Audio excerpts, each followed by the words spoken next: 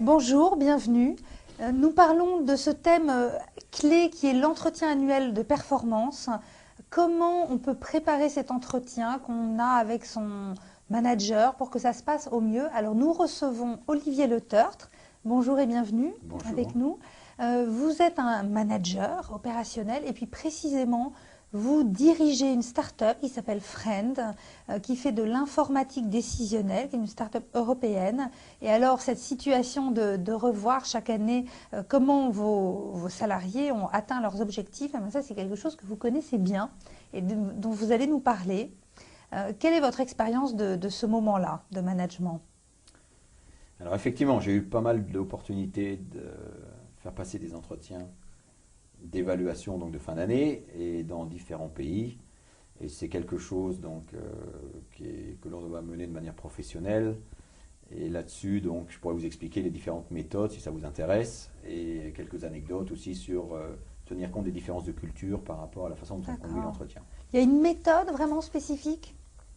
Je pense que la méthode à la base, c'est une méthode je dirais, de fair play, de fair process, c'est-à-dire d'essayer d'abord de définir de manière très simple et de manière très synthétique les objectifs que sont fixés l'entreprise et ensuite la façon dont chaque personne peut contribuer à l'atteinte de ces objectifs.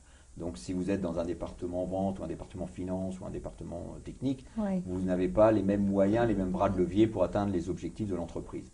Donc il faut d'abord bien définir ce qu'est la stratégie de l'entreprise avec les objectifs qu'elle s'est fixés, et ça c'est non négociable, et ensuite les décliner par département, par personne concernée, comment il va mettre en œuvre, si vous voulez, tous les moyens pour les atteindre, et comment il va être mesuré par rapport à ça. Et ça se fait dès les premiers jours de l'année, Et pour c'est très éviter des précis. ambiguïtés à la Oui. fin de l'année. Ouais, ouais.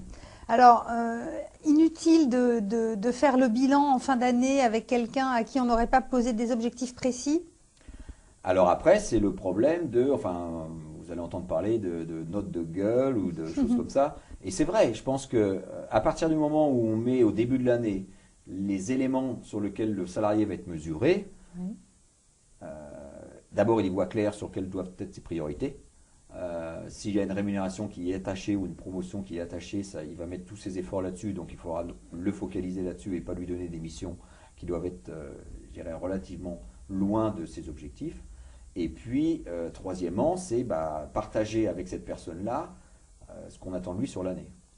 Alors Olivier, moi j'ai entendu parler de situations où certaines sociétés essaient de détacher complètement l'atteinte des objectifs, enfin la revue de comment le travail a été fait finalement, de cette phase de décision, d'y aura-t-il une augmentation ou pas, le bonus par exemple pour ceux qui ont une part variable, sera-t-il payé et à quelle hauteur, de façon à ce que cette discussion sur les moyens, les méthodes de travail, etc., ne soit pas totalement polluée par la partie financière. Est-ce que vous pensez que c'est vraiment possible de mettre en place cette distinction-là?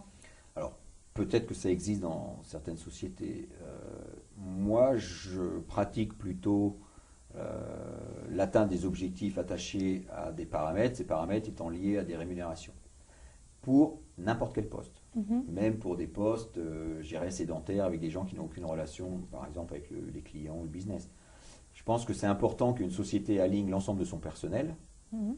et que, quelque part, le succès ou non d'une personne dans son travail mérite rémunération. D'accord. C'est une forme d'équité interne aussi, d'avoir des règles communes aux différentes populations Et je pense qu'il y a concernées. différence, si vous voulez, enfin la façon dont je le vois, Oui. pour moi il y a une différence entre les augmentations de salaire Mhm. et une partie variable, ou on appelle ça des primes ou du bonus, comme vous voulez, qui est liée à l'atteinte d'un certain nombre d'objectifs qualitatifs ou quantitatifs. Je pense que ça, c'est défini au début de l'année. La personne sait combien il peut toucher au maximum sur cette partie variable et comment elle va être mesurée. Une augmentation de salaire, c'est autre chose. Une promotion, c'est autre chose. On regarde dans l'avenir. Là, c'est on juge le passé sur 12 mois. Donc la D'accord. notion du temps est importante aussi. Ouais. Effectivement. Alors, j'ai très envie de savoir quel genre d'expérience vous avez pu avoir avec des gens qui étaient à l'étranger, dans d'autres pays, dans certaines de vos activités. Et en fait, les anecdotes que j'ai eues, c'était des revues donc avec des Français ou des Américains ou des Japonais ou des Coréens. Et c'est vrai que la culture pèse beaucoup. C'est-à-dire que la méthode est la même, sauf que le jour J, par exemple, il est extrêmement difficile, quand j'étais au Japon avec mes équipes, d'avoir un management participatif. Ouais. Et donc, Culturellement, ça ne se fait pas. Ils ont un respect pour la hiérarchie, et un respect mais énorme, et tellement peur de faire une erreur ou de vexer le chef, qui fait que dans la revue, si vous voulez, c'est plutôt dans un seul sens. Ouais. C'est vous qui dites voilà ce qui a été, ce qui n'a pas été, et l'employé, assez rarement, il est très difficile d'obtenir de sa part un feedback sur ce que vous, de votre côté, vous avez mal fait. Donc c'est plutôt un sens. Alors entre le français ou l'américain, là c'est le système scolaire, de revue, enfin il y a plein de choses, je pourrais en parler pendant des heures. Mais la petite anecdote, c'est que c'est vrai que quand je faisais des revues avec des Américains, on passait 90% du temps à leur expliquer ce qu'ils avaient fait de bien, parce que ça, ils adorent. Donc très positif, pour motiver, valorisant. Et puis les 10% qui restaient, c'était les points qui n'avaient pas été bien faits, ou l'objectif qui n'avait pas été atteint.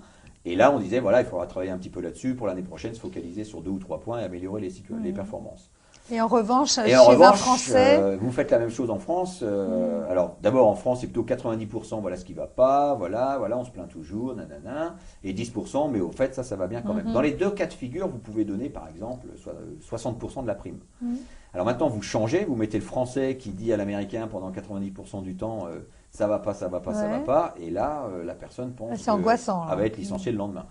Et mon Américain que j'avais, si jamais il était venu faire une revue aux gens que j'avais en France, en leur expliquant pendant 90% du temps que tout allait bien, le gars s'attendait à une augmentation de 20 ou 30%, alors qu'en fait, il touchait 60% de sa prime. C'est amusant. Mais ça, c'est des choses, et dans des sociétés globales, qu'elles soient petites ou grandes, parce qu'il y a beaucoup de sociétés internationales, même dans des petites structures, vont être amenées à rencontrer ce genre de problème, notamment si jamais ils veulent être en contact direct avec leurs employés. Et je crois que c'est un des challenges du recrutement, effectivement, que de savoir tenir compte aussi des différences culturelles. En tout cas, Olivier Le Tort, un grand merci pour avoir partagé votre temps, votre expérience avec nous. Merci beaucoup et au plaisir. Et à bientôt pour une autre chronique sur les thèmes des ressources humaines et du recrutement. Merci.